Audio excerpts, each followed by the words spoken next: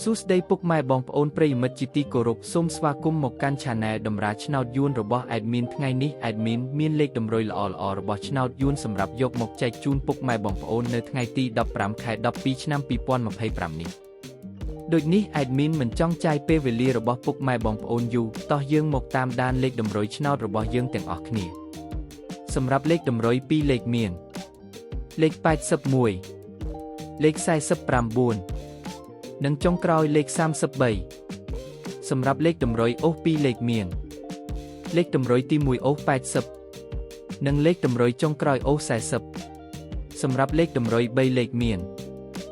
811គុណនិង491គុណ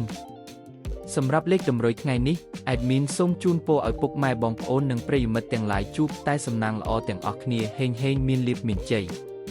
ជាចុងក្រោយសូមកុំភ្លេចជួយចុច Subscribe និង Comment ហើយដាក់សញ្ញារូបកណ្ដឹងដើម្បីជាការផ្ដល់កម្លាំងចិត្តមកកាន់ Admin ជាពិសេសងាយស្រួលតាមដានវីដេអូថ្មីៗនិងលេខតម្រុយល្អៗជាប្រចាំថ្ងៃជាមួយ Admin សូមគោរពលាពុកម៉ែបងប្អូនពី Admin តម្រាឆ្នោតយួនសូមសំណាងល្អទាំងអស់គ្នាសូមអរគុណ